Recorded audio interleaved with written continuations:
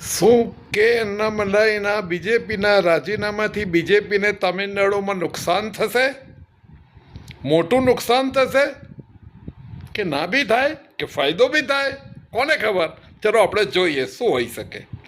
Actually કે એમના હિસાબે સાહેબનો એમનો જોઈએ, આપણો કાર્યકાળ જોઈએ તો સૌથી પહેલાં તો એ એન્જિનિયર છે પોતે, પછી એમણે આઈઆઈએમ લખનૌથી MBA કર્યું, પછી યુપીએસસીની એક્ઝામમાં IPS થયા, પોલીસ ડિપાર્ટમેન્ટમાં સિનિયર પોઝિશનમાં એમણે રેઝિગ્નેશન આપ્યું, બીજેપી જોઈન કરી, બીજેપીનો વોટ શેર 3%થી 11% લઈ આવ્યા અને બહુ જોરદાર પરફોર્મન્સ. છેલ્લે ઇલેક્શનમાં એમને એકદમ ડ્રોપ કરી દીધા.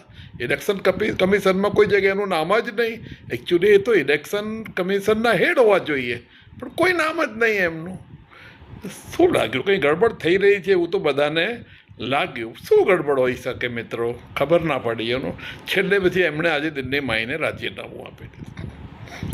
હવે મારું પોતાનું એનાલિસિસ એવું છે આમાં કે તમિલનાડુના પબ્લિકની અંદર છેલ્લા 50 વર્ષનું જે DMK ને AIDMK દ્રવિડિયનોનું જે શાસન રહ્યું છે એમાં anti Hinduism, anti Hindi, anti રાષ્ટ્રભાષા, anti north India, anti Brahmin એવું બધું ઘુસેડી દેવામાં આવ્યું છે.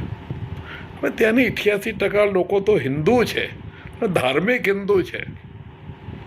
સંસ્કૃતનું ઉચ્ચારણ એકદમ પ્યોર હોય છે, એમનું શુદ્ધ હોય છે ભાઈ. એ મંત્રો બોલતા હોય તમે જોઈને જ મંત્રમુગ્ધ થઈ જાઓ. પણ જ્યારે મત આપવા જાય છે ત્યારે એમનું મગજ કેમ ડોલી જાય છે? એમને મંત્રોચ્ચાર યાદ નથી આવતો એનો.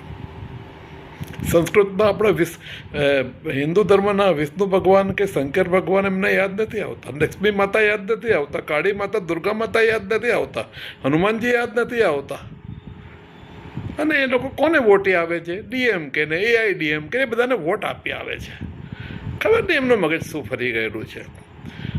હવે એ મગજને થોડુંક ચેન્જ કર્યું વિજય, અને નવો કોન્સેપ્ટ આપીને CM બન્યા.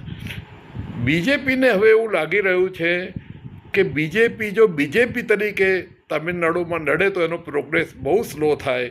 અન્નામલાઈ યુવાનોમાં બહુ પ્રિય છે. ઇન્ડિપેન્ડન્ટ પાર્ટી બનીને એ જીતી શકે અને પછી ધીરે ધીરે બીજેપી સપોર્ટ કરે તો બહુ સારું યુનિયન બને, સારું એસોસિએશન બને, જે લાંબા સમય સુધી તમિલનાડુમાં રાજ્ય કરી શકે. મને પોતાને એવું લાગે છે કે મોદી સાહેબ અને અમિત શાહ એટલા દેખાય છે એટલા સરળ નથી. આમાં એમની સ્ટ્રેટેજિક મૂવ છે અને સ્ટ્રેટેજિક મૂવ આપણને જોવા મળશે થોડા વખત પછી. અને let us hope for the best. Thank you so much. So nice.